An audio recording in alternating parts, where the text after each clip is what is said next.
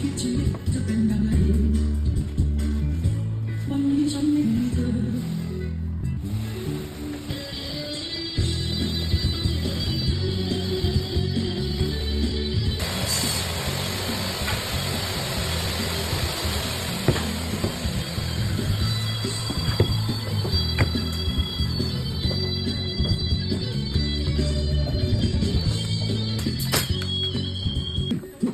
เป็นติดเชื้อพื้นที่สีเขียวในเมืองโดยใช้ปรับทุกชีวิตแข่งเป็นระบบ